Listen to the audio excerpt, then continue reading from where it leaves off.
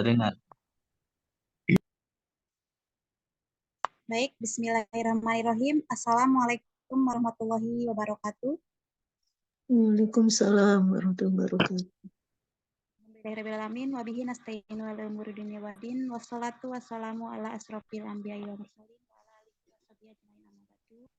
Yang pertama kita panjat puji syukur kehadirat Allah Subhanahu wa taala yang telah memberikan kita nikmat dan ridhonya sehingga kita bisa beracara webinar sedekah Ramadan hari ini yang berjudul memaksimalkan usaha dengan fitur WA bisnis.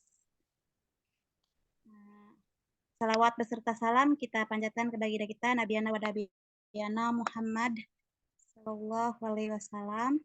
Yang terhormat Bapak Adi Sumarna, yang terhormat Coach Natali AMD, dan yang saya banggakan para Natulen yang tidak bisa saya sebutkan satu persatu.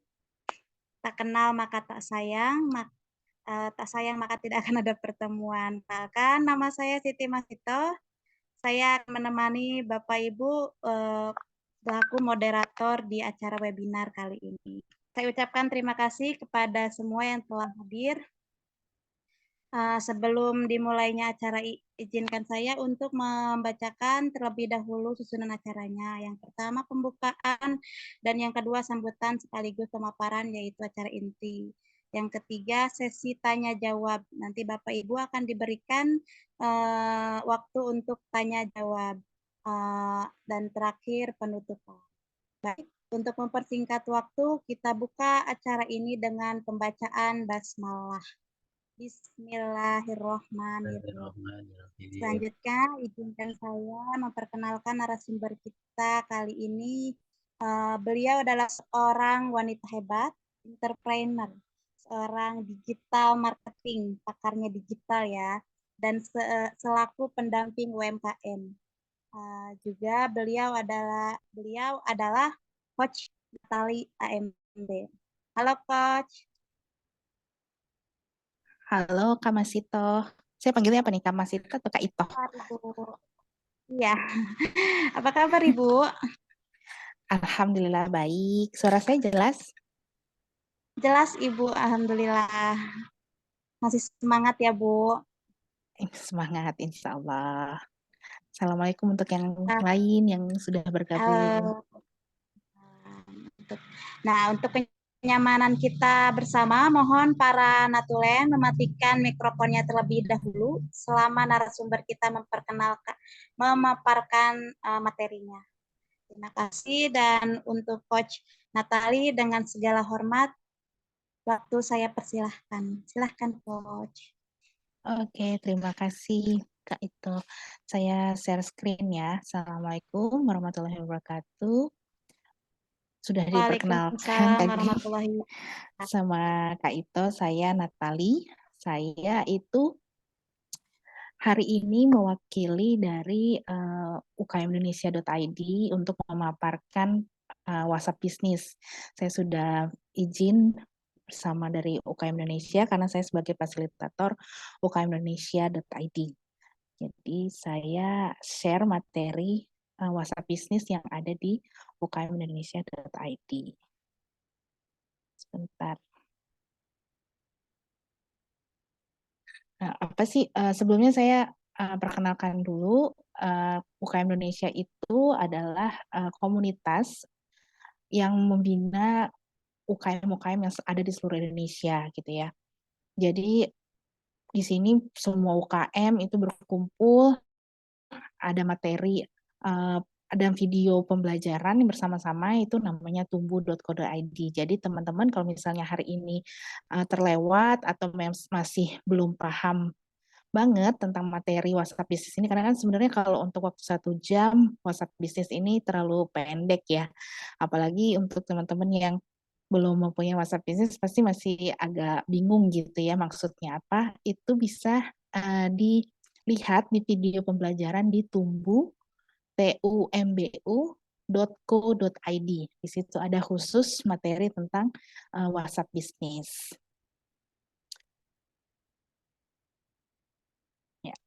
Saya Natali, saya fasilitator UMKM Indonesia.id 2021 sampai dengan sekarang. Saat ini juga aktif di dunia UMKM karena saya juga UMKM, mungkin ada teman-teman di sini juga UMKM di Kota Bogor, dan juga saya pendamping UMKM di Kota Bogor. Selain aktif di dunia digital marketing, saya juga masih memproduksi produk sendiri gitu ya. Jadi sama ya, jadi sekarang sih saya sifatnya hanya sharing ya teman-teman ya. Saya punten Kak Ito, waktunya sampai jam berapa?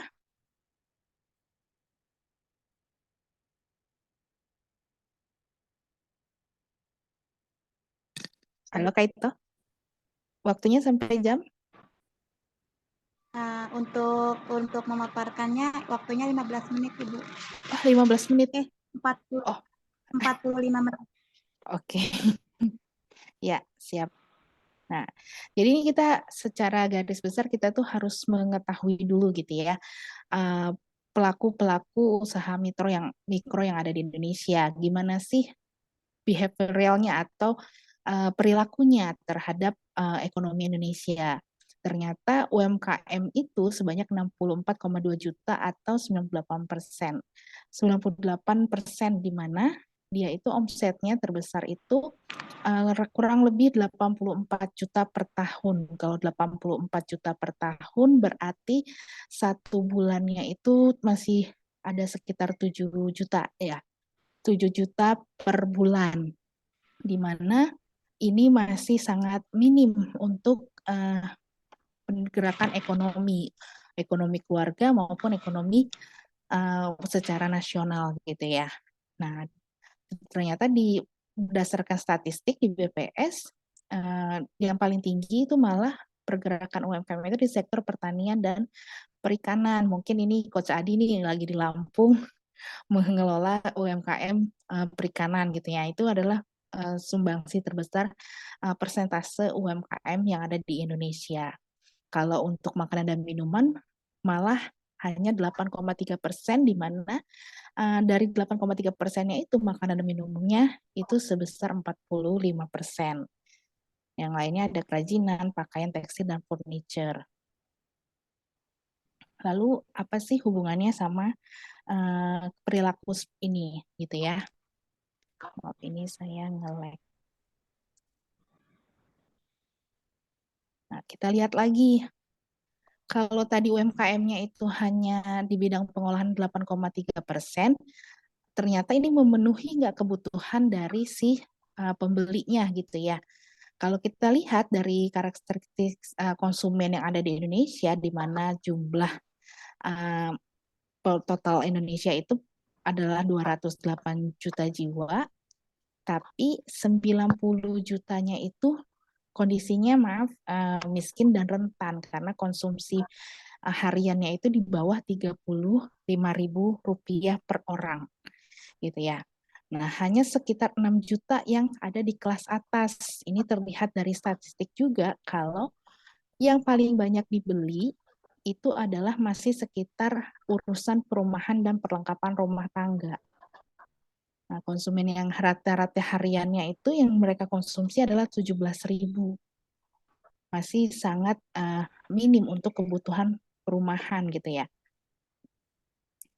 Dan makanan minuman sendiri mereka mau mengeluarkan sebesar 55.000.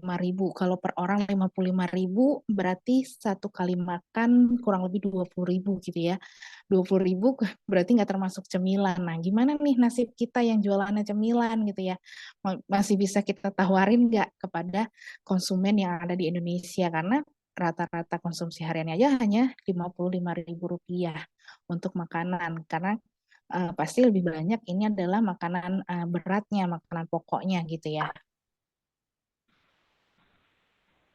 Kita breakdown lagi nih kondisi ekonomi dari para masyarakat tadi yang ada di Indonesia 208 juta jiwa tadi. Ternyata pekerjaannya itu banyak sebagai karyawan sebesar 51 juta orang, di mana 4 jutanya adalah pegawai negeri dan juga 3,8 jutanya adalah korporasi. Gitu. Pekerja non pertanian yang bisa di bagian bangunan gitu ya, bagian manufacturing atau pabrik itu adalah sebesar 7,3 juta pekerja lepas. Jadi dia nggak digaji bulanan, jadi mungkin sifatnya mingguan atau harian seperti tukang bangunan gitu ya. Kalau pekerja lepas pertanian seperti petani itu 5,6 juta dan wirausaha yang dibantu pekerja lepas seperti kita nih, kita wirausaha tapi karyawannya itu masih harian, nggak digaji secara bulanan. Jadi kalau misalnya kita produksinya nggak setiap hari, uh, yang tenaga pembantunya ini datangnya sesuai hari kita produksi aja. Misalnya dibayar cuma 70.000 satu hari gitu ya, atau 20.000 satu jam. Itu kan biasanya praktek wirausaha pada umumnya ya, mempekerjakan pegawai yang masih harian.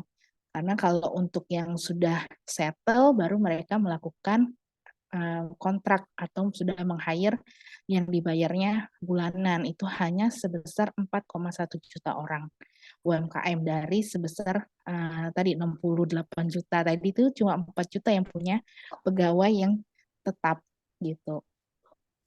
Nah, yang lainnya ini adalah banyak malah masyarakat yang tidak mempunyai gaji.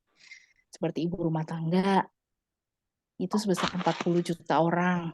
Atau yang masih sekolah, 16 juta. Dan juga yang lainnya seperti 8 juta orang, seperti lansia, balita, itu masuknya ke dalam 8 juta ini. Nah, ini sebetulnya saya menggambarkan ini agar kita mengetahui nih apakah produk kita ini, produk teman-teman ini, itu bisa menjawab solusi dari permasalahan yang dialami oleh masyarakat yang ada di Indonesia. Apakah teman-teman ada punya ide nih? Karena dari misalnya tadi dari segi penghasilan, ternyata masyarakat Indonesia ini untuk mengeluarkan uang makannya aja cuma 55.000 gitu ya. Berarti kita harus menyesuaikan nih, kira-kira saya mau jualannya di harganya berapa gitu ya. Yang kedua, ternyata banyak orang-orang yang nggak bekerja gitu. Berarti kan mereka lebih minim lagi, hanya mengandalkan gaji suaminya misalnya gitu.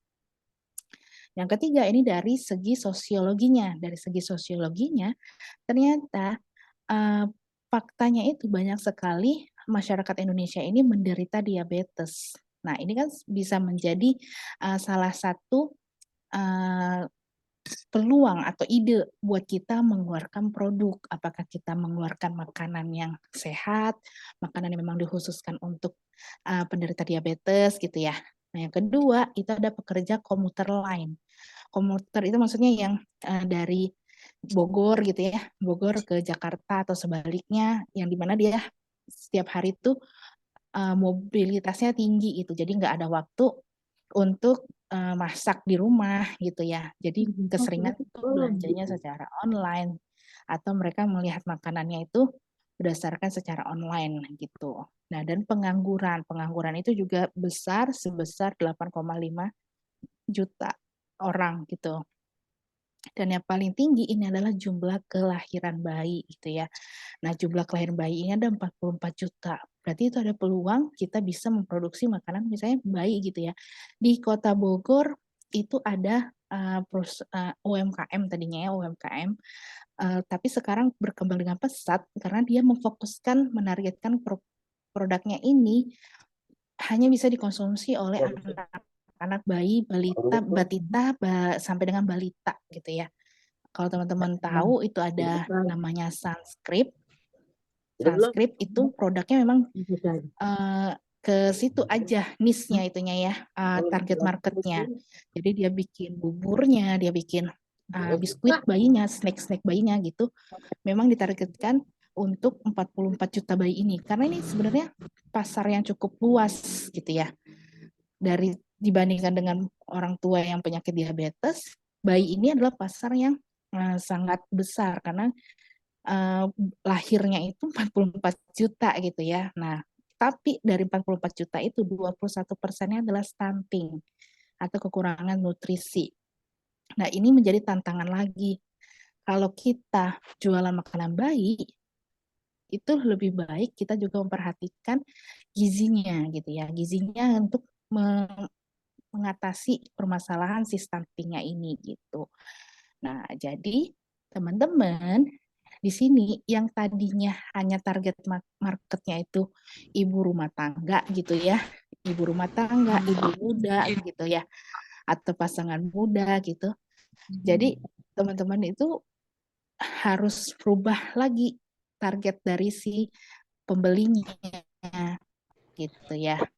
Contohnya nih, apakah seorang ibu yang kewalahan kerja sebagai pekerja komuter tadi, terus ternyata dia punya bayi gitu kan. Berarti kan itu ada satu permasalahan di situ ya, bisa mungkin kita jawab dengan produk kita. Lalu ada pasangan muda yang baru menikah, penderita diabetes sebagai target marketnya, dan juga pekerja yang menghabiskan 3 sampai 4 jam itu di jalan, yang tadi pekerja komuter juga gitu ya.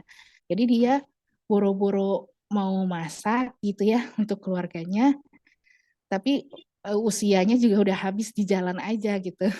Jadi kalau bahasanya tua di jalan gitu ya. Atau perantau yang rindu masakan ibunya. Karena kebanyakan juga yang seperti kita tahu, pekerja di Jakarta itu lebih banyak perantaunya dibandingkan rakyat lokalnya sendiri gitu ya, masyarakat Betawinya lah kalau orang Jakarta gitu ya. Jadi banyak dari Padang, Medan, Jawa, semua suku ada di Jakarta gitu. Nah, ini bisa kita jadikan sebagai landasan untuk membuat suatu produk. Gimana sih produk kita itu bisa mengatasi permasalahan yang dihadapi oleh masyarakat Indonesia dengan karakteristiknya masing-masing. Nah, itu jawabannya dapat kita temukan dan dapat kita berikan solusinya kalau kita juga aware terhadap sosial media. Dari mana kita dapat data-data tadi kalau misalnya kita nggak pernah searching di Google gitu ya. Terus gimana caranya orang komuter lain gitu, orang yang setiap harinya naik kereta mengetahui produk kita kalau produk kita jualannya hanya di depan rumah kita sendiri gitu. Kita nggak akan ketemu nih sama pembeli yang tadi. Karena rata-rata pembeli, pekerja yang banyak di jalan itu, mereka itu, lebih seneng melihat HP karena di kereta gitu ya, daripada bosen. Kan kalau di kereta sekarang nelpon nggak boleh gitu ya, tapi boleh browsing. Nah, daripada mereka bosen, atau biasanya mereka menghabiskan dengan waktu menonton, drakor di perjalanan, mereka juga biasanya menghabiskan waktu dengan, googling atau searching produk-produk yang mau mereka makan nih. Kira-kira saya sore ini makan apa ya? Terus kira-kira makanan yang baik untuk anak saya tuh yang mana ya? Produknya yang mana gitu ya. Nah, kalau kita nggak gabung di ekosistem itu, kalau kita tidak bergabung di ekosistem itu, ekosistem online itu, kita nggak akan bertemu dengan karakteristik pembeli yang tadi. Kalau kita hanya, saya cukup deh jualannya di rumah aja. Nah, kita nggak akan berkembang karena orang yang beli di rumah itu, ya belum tentu mau beli besok lagi gitu kan ya, kecuali memang mereka nggak bisa bikin, mereka, nggak mau bikin atau ribet, tapi ya untuk, menjangkau pembeli yang lebih banyak itu sangat sulit gitu, karena ya pasti hanya orang yang lewat-lewat aja. Tapi kalau kita masuk ke dalam online, karena di Indonesia sendiri itu dari 208 juta jiwa, 192 jutanya itu punya smartphone, di mana mereka pasti itu berhubungan dengan online gitu ya. Data statistiknya aja ternyata memang mereka menggunakan online itu untuk mendapatkan informasi. Nah, inilah pasar terbesar kita. Kenapa kita harus menggunakan media sosial, dan juga pemasaran secara online atau digital, gitu. Nah, ini tantangan, penjualan atau pemasaran dari, usaha kita pada saat ini, gitu ya. Tantangannya itu banyak banget produk yang sama. Kalau teman-teman, lihat gitu ya di pinggir jalan, yang jual bubur bayi, yang bubur bayi sehat gitu ya, mungkin, 3, 4 tahun yang lalu, yang jualan satu perumahan mungkin cuma satu gitu ya. Kalau sekarang itu kayaknya tiap berapa meter itu ada tuh, stand bubur bayi sehat gitu ya. Udah banyak banget, tiap berapa meter tuh ada. Kalau di Bogor ini, saya nggak tahu kalau di tempat lain ya, tapi kalau di Bogor yang jualan bubur bayi sehat itu udah makin banyak, sehingga nggak jadi spesial lagi gitu ya kita untuk berjualan produk bubur bayi tersebut. Nah, kualitasnya juga kita nggak bisa bilang punya saya yang paling baik, karena bisa jadi si penjual yang baru-baru itu udah pernah nyobain punya kita, terus mereka improve menjadi lebih baik. Jadi pembeli yang biasa makan punya kita itu bisa jadi beralih gitu ya kepada penjual yang lain karena kualitasnya yang lebih baik. Yang ketiga, anggaran konsumennya terbatas. Yang tadi tuh sehari itu cuma bisa ngabisin rata-rata 55.000. Jadi kalau mau beli bubur bayi doang nih yang harganya mungkin 10.000 gitu, uh, udah habis. Itu kan sekali makan gitu ya, udah habis. Nah, jadi ini adalah tantangan terbesar yang dihadapi oleh UMKM gitu. Nah, peluangnya di balik ada tantangan pasti ada kemudahan ya. Peluangnya itu tapi kita dimudahkan dengan adanya online, teknologi gitu ya. Kita nggak perlu susah-susah buka tiap booth gitu ya, tiap titik kita buka itu kan modalnya juga besar. Tapi kita bisa nge-share jualan kita itu melalui teknologi, melalui WhatsApp, melalui Instagram gitu ya. Dan yang kedua itu adalah era digital tuh sama dengan era kolaborasi. Maksudnya apa nih? Ketika kita kewalahan dengan adanya permintaan, namanya digital gini ya, kan kita nggak tahu nih siapa aja yang beli. Bisa jadi sehari tuh tiba-tiba ada yang beli, Mbak saya mau pesen dong produknya 100 gitu ya. Nah tadi kan kita punya nih referensi orang-orang yang jualan bubur bayi juga yang sama gitu misalnya ya, yang sudah kita juga rasain gitu rasanya. Nah dengan adanya digitalisasi, kita mendapatkan pembelian yang banyak, kita bisa mengajak mereka nih untuk menyuplai juga si bubur bayinya tersebut. Atau bisa jadi juga era kolaborasi maksudnya adalah ketika saya tidak memproduksi misalnya bubur bayi rasa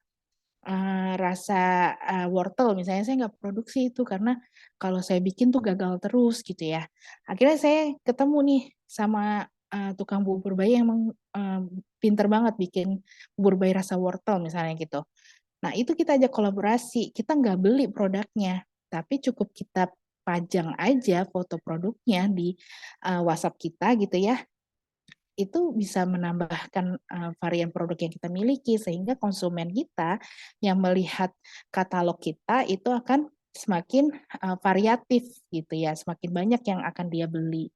Nah, yang ketiga, teknologi itu kalau ibu-ibu nih ya, kebanyakan kalau saya ketemu sama ibu-ibu, "Ibu, kita harus bisa digital marketing." Pasti jawabannya nomor satu apa? Ada yang bisa jawab? Boleh jawab di kolom chat. Jawaban ibu-ibu kalau kalau saya tanya, "Ibu, ayo yuk kita gabung yuk di digital marketing." Jawabannya apa nih? Gaptek. Saya nggak ngerti begituan, gaptek gitu ya. Nggak ngerti, ya betul nih. Yang males yang saya bingung itu nggak paham caranya. Nah, yang saya bingung itu gaptek itu sekarang menjadi kebanggaan gitu ya. Saya gaptek gitu kan, pas saya tanya, "Siapa yang di sini gaptek?" Langsung tunjuk tangan semua. Kalau dulu mah siapa di sini pinter gitu ya, tunjuk tangan, kalau sekarang mah kebalikan. Siapa yang di sini gaptek, pasti deh semuanya tunjuk tangan gitu ya, jadi kebanggaan gitu ya.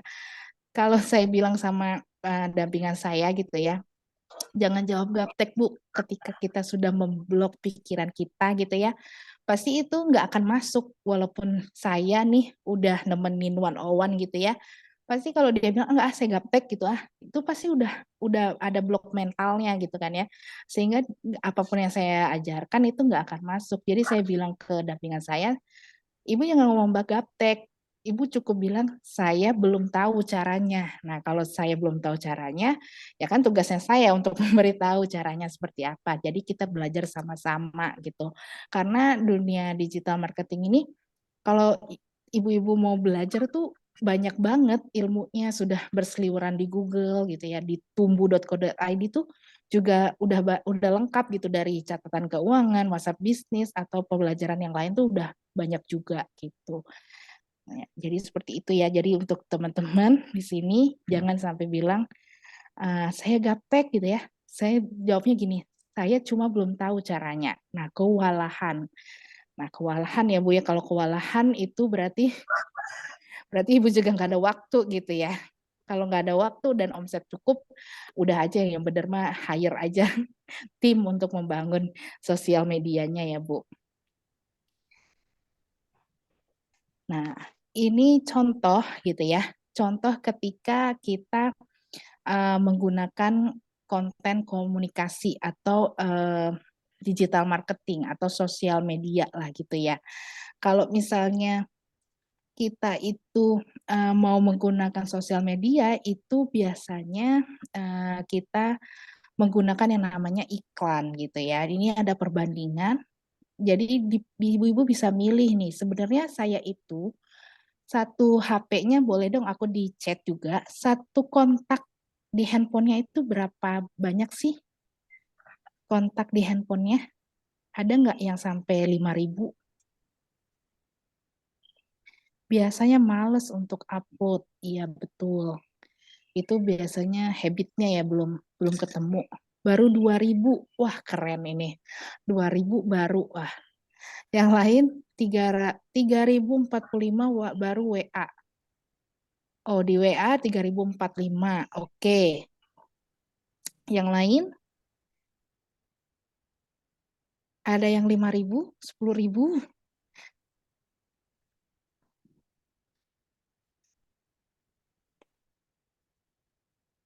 Nggak ada. 16.000. Ah, Teh Upit ini ya. Nah, menurut teman-teman, lebih baik mana nih, mengelola database yang sedikit atau database yang banyak? Aku nggak pede kalau mau upload. Nah, harus pede. Nggak pakai muka juga boleh kok kalau mau ngupload. Kontaknya berapa, Bu Fitria? Di kontak WhatsApp atau kontak handphonenya?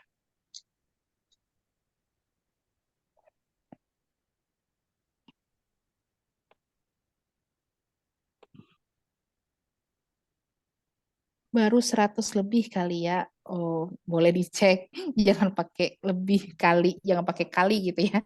Boleh dicek di kontak di WhatsApp gitu. Nah, menurut teman-teman, lebih baik kita mengelola data yang sedikit atau data yang banyak nih. Kita lebih happy mana nih, kita punya kontak yang dikit tapi yang banyak sih?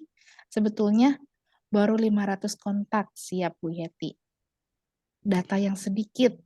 Oke, data yang banyak. Boleh Bu Ati bilang data yang banyak.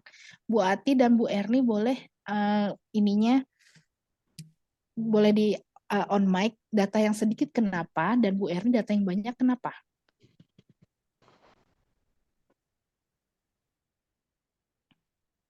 Sedikit tapi menguntungkan.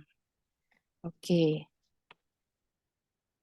Boleh Bu Ati untuk on mic?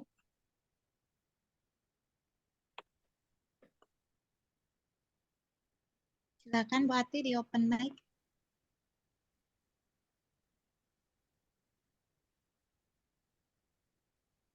Sedikit tapi menguntungkan. Banyak lebih. Nggak ada ya? Banyak karena lebih banyak. Banyak karena lebih banyak peluang. Oke. Nah, ini corong ini yang teman-teman lihat di layar, ini perbandingan antara data yang banyak dan data yang sedikit. Data yang banyak betul akan lebih banyak peluang gitu ya, asal data yang banyaknya juga itu dikelola gitu ya. Dikit tapi fast respon. Oke. Dibandingkan dengan data yang sedikit, itu misalnya kita nih, saya punya 5.000, Bu Erni punya 10.000. Saya itu selalu menyapa 5.000-5.000-nya misalnya gitu ya. Saya selalu broadcast ke 5.000 kontak saya. Sedangkan Bu Erni itu ini percontohan aja, sedangkan Bu Erni yang punya 10.000 misalnya 10.000 data, tapi nggak sering broadcast gitu, nggak pernah update status, nggak pernah broadcast, nggak pernah menyapa kontaknya, itu akan sama aja tidak menghasilkan penjualan di situ dibandingkan saya yang hanya ngelola 5.000 aja. Jadi banyak sedikitnya itu tergantung effort kita. Ini kenapa ya ada item-item dari saya ya? Ketutupan nggak ininya Kak? Apa namanya? Materinya? Enggak, Bu. Oh enggak. Oke. Enggak, Kenapa? jelas Bu. Jelas. Nah, jadi maksudnya di sini kenapa kita mau membandingkan banyak dan dikit itu tetap bisa hasil yang sama kalau kita tidak melakukan effort yang besar gitu ya. Kalau misalnya kita punya data yang 10.000, itu pasti kita akan lebih banyak usahanya, lebih banyak capeknya gitu ya. Karena 10.000-nya ini harus dikelola, nggak hanya didiemin aja. Pernah nggak dalam satu kontak, salah satu aja kontak yang ada di kontak WhatsApp, itu nggak pernah hubungan sama sekali? Ada nggak? Kalau saya sih ada. Yang udah kayaknya kita pernah kontak tuh terakhir 5 tahun yang lalu gitu. Nah, itu ya. Jadi itulah kenapa data kecil itu mungkin lebih menghasilkan peluang dibandingkan dengan data yang besar tadi. Kalau dilihat misalnya karena effort saya yang gede gitu ya, 5.000 doang nih, yang ngechat minat per bulannya itu malah misalnya 10.000, 1.000 gitu kan ya, di database yang 10.000 juga 1.000. Berarti kan hanya 10%, sedangkan di yang 5.000 itu udah 20%-nya. Nah, yang belinya itu hanya 1%, 1%-nya cuma 100 konsumen. Kalau yang di yang di datanya 5.000 karena effort saya gede, itu data yang belinya malah 4% lebih banyak. 4% dari 5.000 berarti 200. Dari 1.000 adalah 200 konsumen gitu ya per harinya gitu. Kenapa juga saya bisa lebih banyak di database yang kecil? Mungkin di situ saya melakukan iklan gitu ya. Kalau saya ngiklan untuk 5.000 konsumen, itu berarti kan nggak terlalu besar biayanya dibandingkan saya ngiklannya untuk 10.000. Kalau teman-teman yang udah pernah ngiklan, pasti tahu ya, karena kalau mendapatkan feedback yang lebih besar, uang iklannya pasti lebih besar juga gitu kan ya. Nah, jadi saya nggak menyarankan kontaknya sedikit aja, enggak. Kalau emang udah kelanjur gede kayak Kak Upit tadi, nggak apa-apa, 16.000 kontak itu keren banget gitu ya. Tapi ya kita harus melakukan effort yang sesuai untuk 16.000-nya gitu ya. Jangan sampai 16.000-nya itu yang kita kelola itu hanya 1%-nya gitu ya. Sehingga kita malah tidak mendapatkan peluang yang lebih besar gitu. Sampai situ ada yang mau tanya? Atau nanti?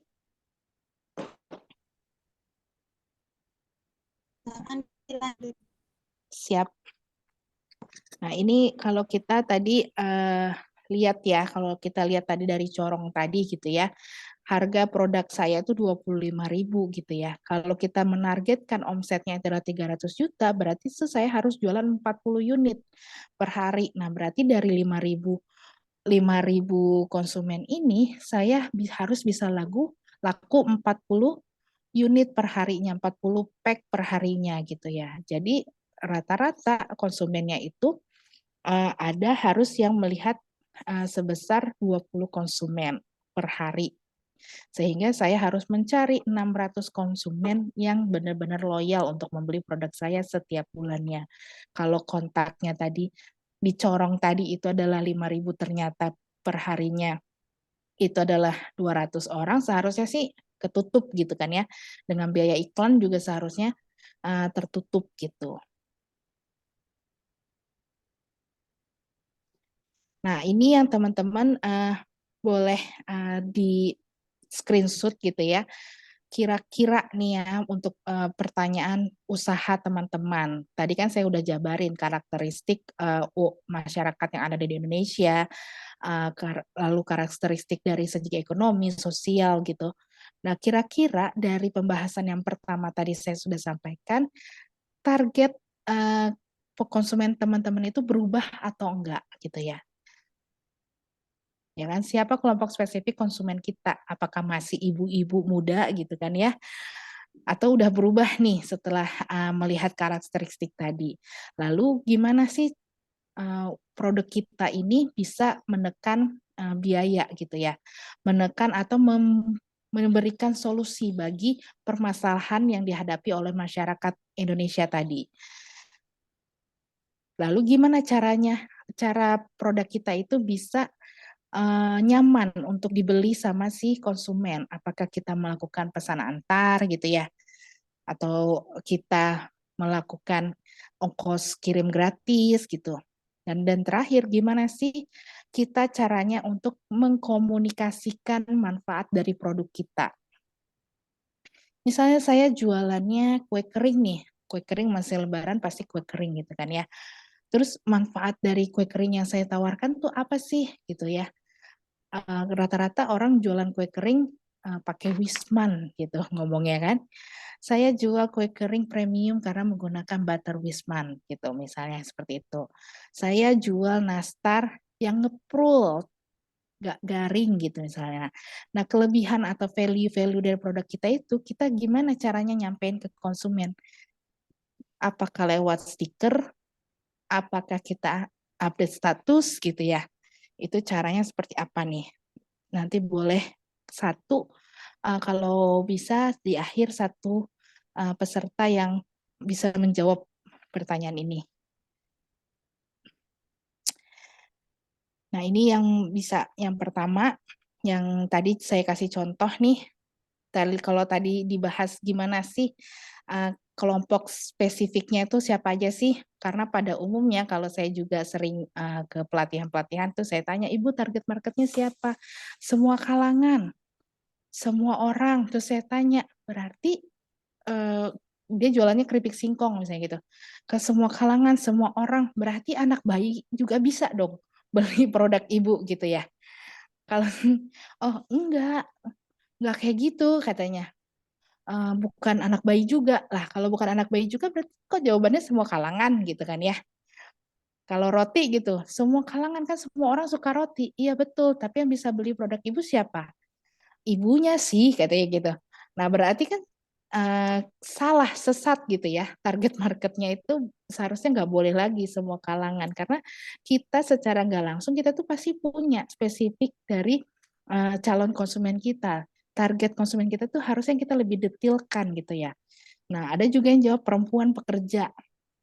Semua perempuan pekerja bisa menjadi target market kita. Nah, tapi nggak dijabarkan dengan gaji berapa gitu ya. Kita aja tadi udah lihat karakteristik ekonominya hanya membeli sebanyak 55.000. Kalau misalnya penghasilannya itu sehari di bawah 55.000, apakah masih bisa membeli produk kita? Kan belum tentu gitu ya. Terus karyawan kantorannya seperti apa gitu. Nah, jadi ada tipsnya untuk menjawab semua kalangan ini, perempuan pekerja itu bisa lebih menggunakan contoh atau kelompok yang lebih detil gitu ya. Misalnya perempuan pekerja yang punya bayi di bawah 2 tahun. Karena biasanya perempuan pekerja yang punya bayi di bawah 2 tahun ini kan lagi sibuk-sibuknya dia. Sibuk ke kantor, tapi dia pulang harus ngurus bayinya gitu kan ya. Nggak sempet buat masak, jadi kita bisa masuk ke situ. Terus karyawan kantoran yang seperti apa? Karyawan kantoran yang mager untuk turun ke kantin.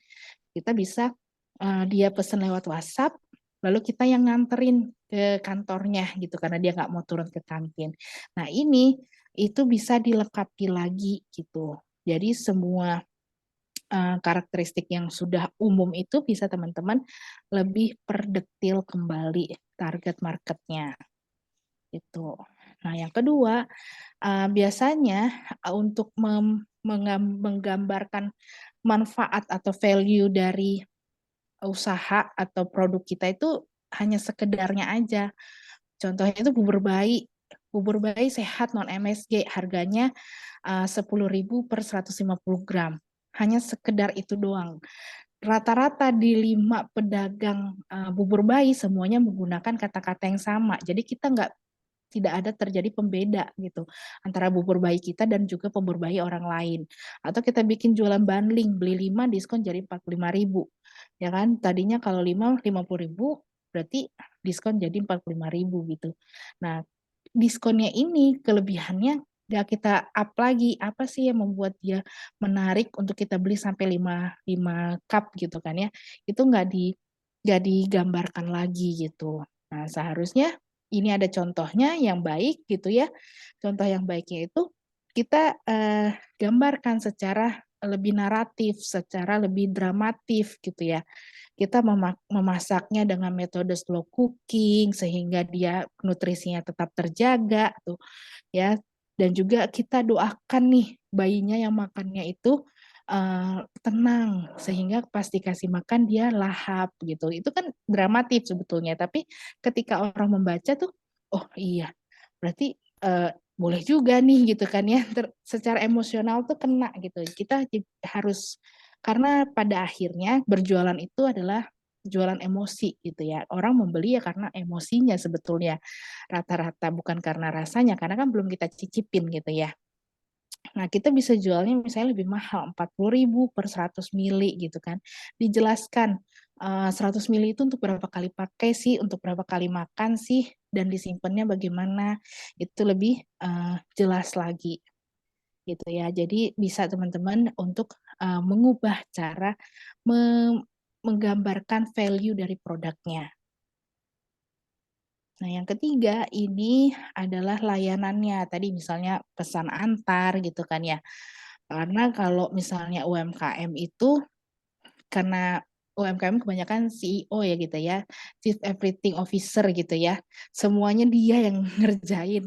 Jadi balas WhatsApp konsumen itu lama banget sampai konsumennya batal buat beli gitu kan ya. Nah, seharusnya walaupun kita mengerjakan sendiri, kita itu udah mulai mengatur alur bisnis kita gitu ya. Kita harus punya jam kerjanya. Di WhatsApp bisnis itu kan ada jam pengaturan jam kerja kita. Misalnya dari saya bisanya megang HP itu dari jam 8 sampai jam 10. Dari anak-anak pergi sekolah sampai sebelum mereka pulang karena saya harus masak segala macam gitu misalnya. Berarti saya aktifkan jam 8 sampai jam 10. Di jam itu saya pasti akan menjawab konsumen secara cepat. Kalau misalnya di lewat jam itu, saya akan mengatur fitur Instagram yang namanya pesan di luar jam kerja. Jadi ketika konsumen menghubungi kita di luar jam tersebut, mereka udah tahu nih, saya nggak mungkin membalas secara cepat karena saya memang sedang tutup gitu ya. Jadi konsumen tuh nggak ada rasa kesel. Oh iya dia kan lagi tutup gitu ya.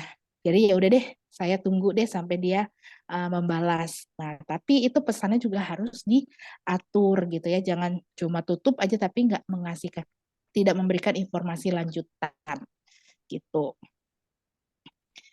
Nah, yang keempat, kita harus selalu respon cepat dengan menggunakan fitur balasan otomatis.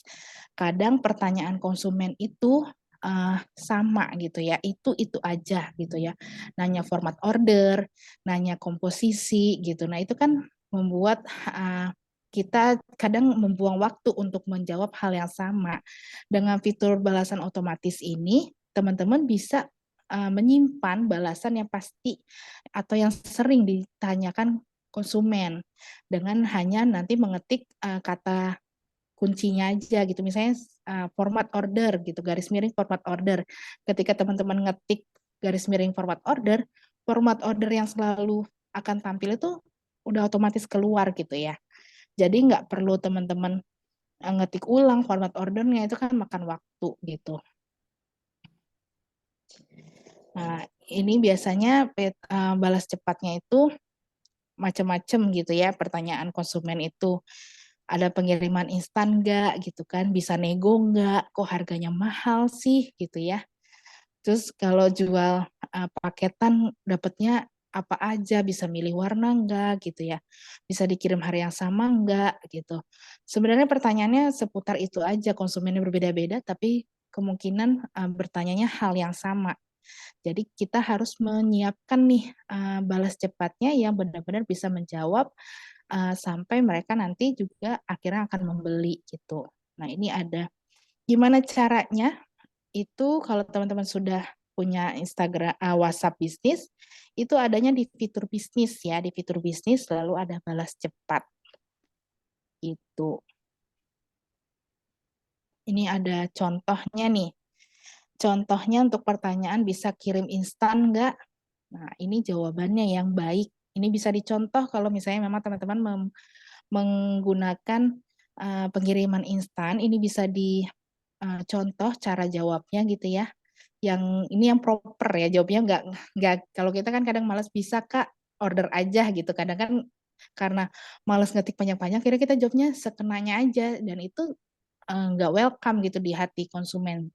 Jadi konsumen bisa-bisa nggak jadi beli gitu. Nah, dengan kita membuat format yang lebih proper, itu malah konsumen menjadi jelas dan mengerti dan juga akhirnya memang mau membeli itu.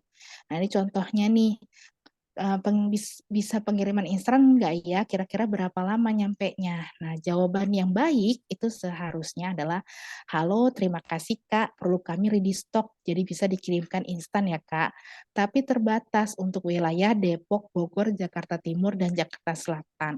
Jangan sampai kita bilang bisa gitu ya, tapi di luar area, akhirnya kita kan menimbulkan pertanyaan lagi. Jadi konsumen jadi males, gimana sih katanya bisa, kok jadi nggak bisa gitu kan ya. Jadi ulang-ulang nanyanya gitu. Jadi ini meminimalkan orang kegagalan untuk berjualan gitu ya. Kalau order minimum 300.000, auto gratis ongkir ya Kak. Untuk order, mohon dibantu pilih rincian produknya dari katalog kami. Nah, ini yang paling penting. Dari balas cepat, dari pesan di luar jangkauan, dan salam, itu diwajibkan untuk menyertakan atau menyematkan link katalog. Ya, jadi teman-teman wajib nih ada di salam.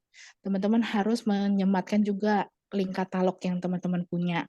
Di pesan di luar jangkauan juga, dan juga di kirim balas cepat ini juga teman-teman harus menyematkan link katalog. Nah, link katalognya gimana sih? Ini nih WA.me garis miring C garis miring nomor WhatsApp-nya yang ada katalognya tentunya.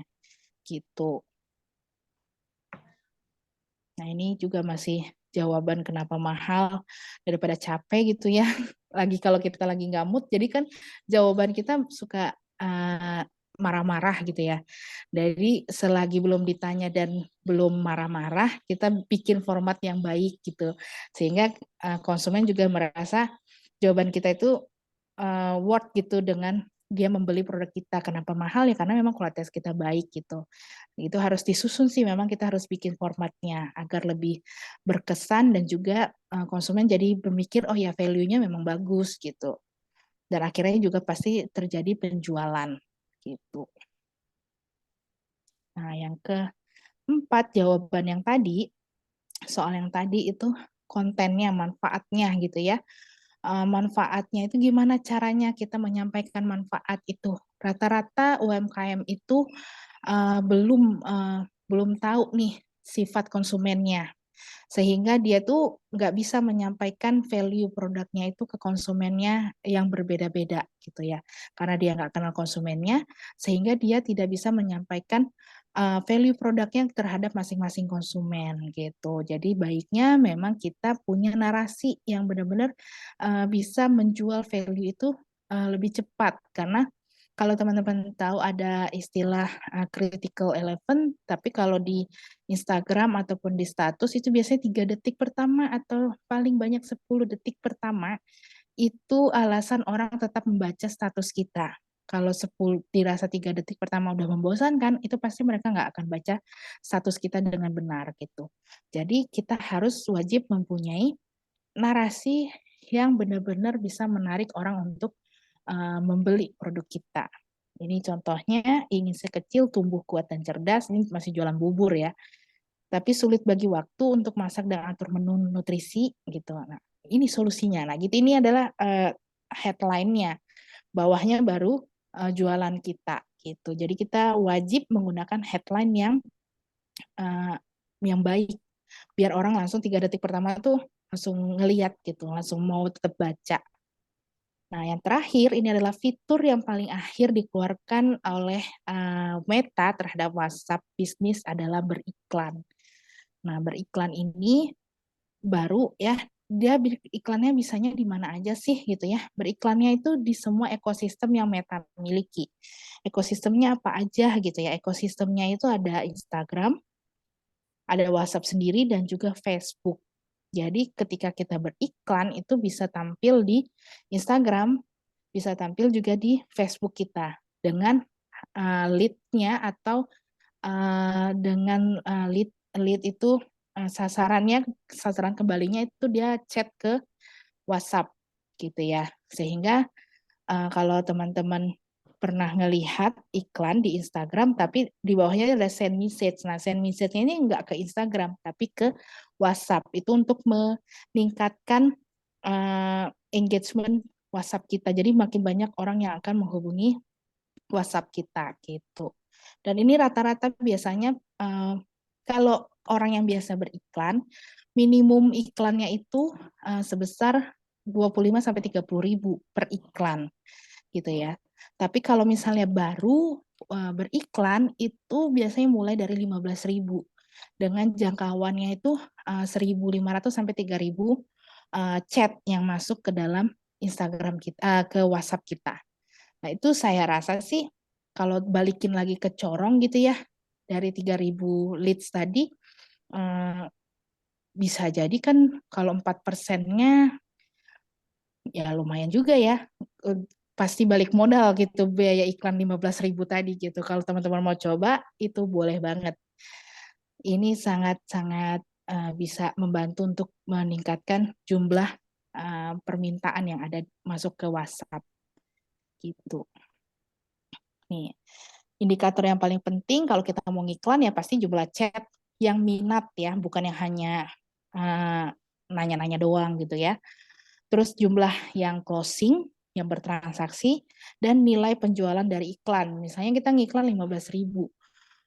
15 ribu tahu-tahu yang beli misalnya 45 ribu HPP untuk keuntungannya misalnya 30% berarti 12 ribu. Berarti kan masih kebanyakan budget iklan kita. Berarti kita harus cari pembelian transaksinya itu lebih tinggi lagi. Misalnya yang beli 60 ribu, 30%-nya berarti 18 ribu. Berarti kan iklan kita udah BP gitu ya, udah habis gitu, udah closing lah gitu maksudnya. Nah, rasio kotor belanja iklan itu bagus jika nilainya di atas 1 dibagi gitu ya. Nah, ini contoh corong kalau kita beriklan dengan benar gitu ya, dengan optimalnya bukan optimalnya apa namanya? secara keinginan kita, ini hasilnya seperti ini gitu ya. Kalau kita ngiklan harga produk kita 40 ribu, lalu kita ngiklan 30 ribu per hari untuk 3 hari, berarti dia ngiklannya biayanya adalah 90 ribu gitu kan ya.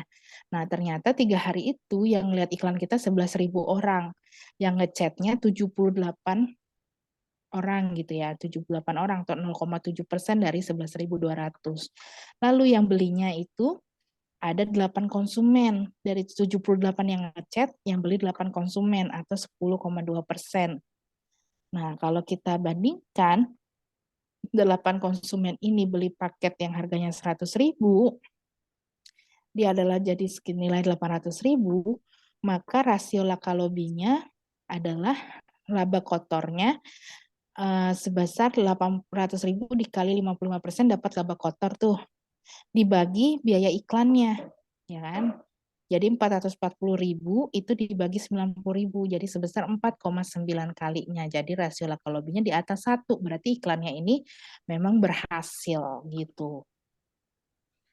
Jadi silakan. Nah, ini yang bisa teman-teman refleksikan kembali gitu ya ke usaha teman-teman gitu ya. Visi misinya apa, sehingga ini bisa akhirnya nanti akan membantu teman-teman untuk mengenali lagi value dari produk teman-teman gitu ya. Setelah ketemu value produk teman-teman, apakah value tersebut bisa menjawab semua permasalahan dari konsumennya? Lalu teman-teman wajib banget untuk mulai mengatur format-format fitur yang ada di WhatsApp bisnis. Tadi ada balasan cepat, ada pesan di luar jangkauan, dan juga salam.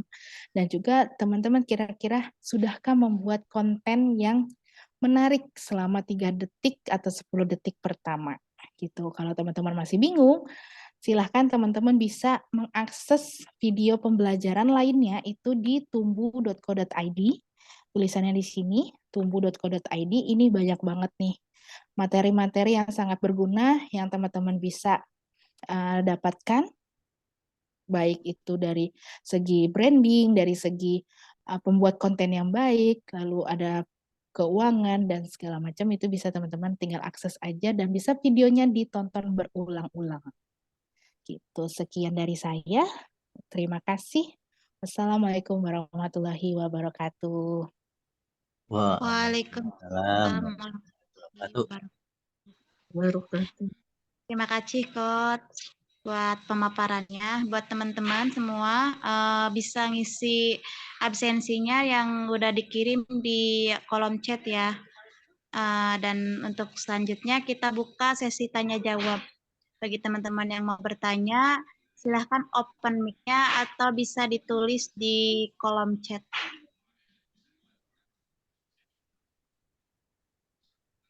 Di sini ada pertanyaan Coach Untuk dari menghitung HPP. iya, Perhitungan HPP, harga produk produksi yang jelas bagaimana. Nanti saya kirim lewat Coach Adi ya, ininya, materinya ya. Karena kalau ngitung HPP, waktunya juga lumayan. Kita harus breakdown sendiri, Bu. Semua bahan-bahan intinya mah ya, intinya kalau secara sederhananya itu semua bahan-bahan yang Ibu gunakan, baik yang bahan utama sampai bahan pembantu gitu ya. Kalau pembantu itu misalnya garam. Kadang ibu-ibu suka bilang, saya pakai garamnya sedikit gitu kan ya. Masa dihitung gitu kan ya. Iya, kalau ibu memang produksinya masih sedikit, kalau ibu nanti produksinya udah ratusan, garamnya kan akan dikali ratusan gitu kan ya. Nah, sekecil apapun yang ibu gunakan itu tetap harus dimasukkan. Tapi nilainya berapa? Nilainya ya kalau misalnya masih sedikit ya taruh aja 1.000. 1.000 itu udah paling aman gitu ya. Kalau kemahalan ya udah 500 gitu misalnya, itu udah paling aman untuk harga garam gitu kan ya. Nah, lalu ibu harus juga hitung biaya produksi. Biaya produksi itu termasuk dari air, gas, listrik gitu ya. Itu sebenarnya ada sendiri perhitungannya. Tapi kalau misalnya ibu mau ngambil kisarannya aja itu juga bisa gitu ya. Tapi sebenarnya kayak ngitung gas itu ada perhitungan sendiri. Nanti saya kirim lewat Coach Adi. Lalu upah. Nah, upah ini yang sering terlewat gitu ya. Upah ini yang sering terlewat itu kita tidak pernah menggaji diri kita sendiri. Kalau kita nggak punya pegawai, tuh kita sampai lalai. Kita tuh juga sebenarnya harusnya digaji gitu ya. Kita gajinya berapa sih? Ya kisaran aja, gaji per jamnya berapa yang kita mau gitu. Nah, lalu seperti pengeluaran tidak terduga, misalnya ibu belanja banyak, terus ada tukang panggul gitu kan ya. Nah, tukang panggul itu ibu kasih 5.000, sekali kasih 5.000, 5.000, kalau dikumpulin kan banyak. Nah, itu juga harus dimasukkan, biaya parkir itu juga harus dimasukkan, bensin untuk belanja ke pasar juga harus dimasukkan. Kalau untuk peralatan nggak dihitung juga, Bu. Namanya itu adalah penyusutan, karena suatu saat peralatan yang ibu gunakan tuh akan haus atau akan rusak gitu kan ya. Jadi ibu nanti bingung ketika harus membeli, nggak ada uangnya karena tadi nggak ada di HPP atau semuanya habis gitu kan, diambil keuntungan. Saya untungnya gede nih.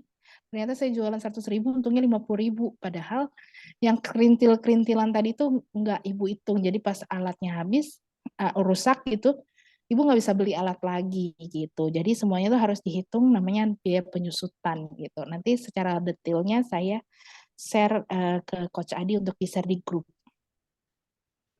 Seperti itu Bu Yeti Hidayat. Hatur nuhun. kadang-kadang kita suka ngelupain biaya penyusutannya itu ya, seringkali terjadi malahan. Betul. Pas alatnya rusak kita nggak bisa beli karena uangnya udah dihabiskan untuk anak jajan gitu misalnya.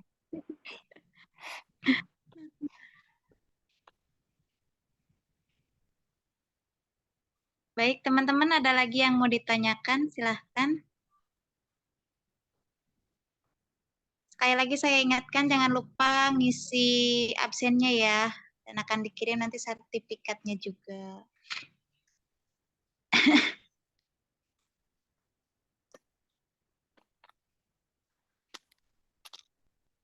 Materi bisa dikirim, ya nanti dikirim. Buat pembelajaran, Bu. Iya Emang benar. Ibu sendiri jualan produk UMKM apa? Usaha saya itu bakery, Mbak. Jadi ada roti, ada pastry, dan juga ada kue kering. Sama mungkin sekarang ya, lagi musimnya kue kering ini mah kayak ibu-ibu gitu ya. Kalau misalnya untuk posting-posting itu sendiri kan kita suka posting di kayak status kayak gitu, itu kita harus ngelihat jadwalnya nggak sih? Waktunya gitu. Iya, kalau misalnya jadwal postingan seperti WhatsApp status dan juga Instagram gitu ya. Kalau dulu sih ada pakemnya sendiri gitu ya. Bagusnya pagi hari sebelum jam 6 atau nanti jam 12 atau nanti jam 8 malam gitu ya. Nah, sejak pandemi itu kan semuanya berubah gitu. Orang banyak yang di rumah segala macam, tapi sekarang kan sudah mulai aktivitas kelihatannya sudah mulai normal. Tapi ini tidak berlaku juga kalau musim puasa nih. Nah, musim puasa ini kan jam juga berubah sebetulnya kan. Orang banyaknya aktifnya mungkin sebelum sahur gitu kan ya, karena habis sahur biasanya dia tidur lagi gitu kan. Kita nggak bisa tuh update statusnya jam setengah 6 pagi karena banyakkan orang udah tidur lagi misalnya gitu. Jam 12 siang banyak kan orang manfaatin istirahat buat tidur. Nah, ini hal-hal yang perubahan jam ini nggak lagi menjadi baku sebenarnya. Kalau di Instagram bisnis itu kita enak melihatnya itu di Insight yang ada di Instagram bisnis. Namanya Insight, itu teman-teman bisa lihat jam berapa sih follower teman-teman itu aktif melihat postingan teman-teman. Karena Instagram Kamasito sama Instagram saya belum tentu jamnya sama. Di saya ternyata yang ngelihatnya itu kebanyakannya di jam 9 pagi. Di Kamasito yang ngelihat misalnya jam 3 sore gitu. Nah, itu hal itulah yang tidak bisa membuat jadi baku. Jadi teman-teman harus menganalisis sendiri nih. Nah, kalau di WhatsApp gimana caranya? Kalau di WhatsApp teman-teman bisa pakai trial gitu ya. Pakai trial ketika teman-teman update status nih, misalnya saya update status di jam 8 pagi gitu ya. Di jam 8 sampai jam 9 tuh kira-kira berapa sih yang ngelihat gitu ya. Terus tiba-tiba terjadi pelonjakan yang melihat itu di jam berapa lagi. Nah, itu yang teman-teman bisa lakukan di WhatsApp. Jadi di situ teman-teman bisa analisis sendiri. Kira-kira saya ternyata di jam segini nih, jam 12 nih ternyata udah banyak banget yang lihat status saya. Berarti saya harus rajin update di jam segitu gitu. Gitu, Kak. Iya, terima kasih Ibu. Gimana ini teman-teman, ada yang mau bertanya? Kayaknya sepertinya udah jelas banget, terperinci ya penjelasan Ibu dari awal sampai akhir. Oke.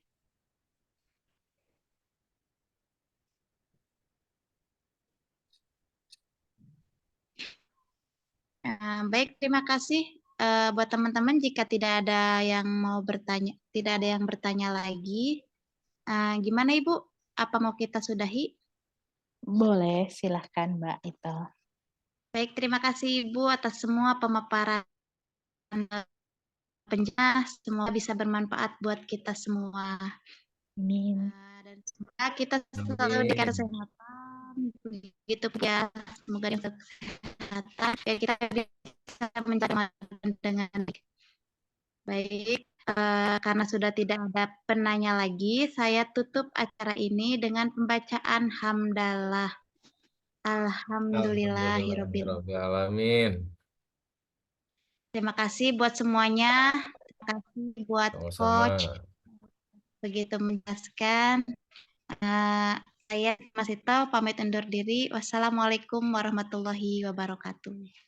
Waalaikumsalam Waalaikumsalam warahmatullahi warahmatullahi wabarakatuh. wabarakatuh.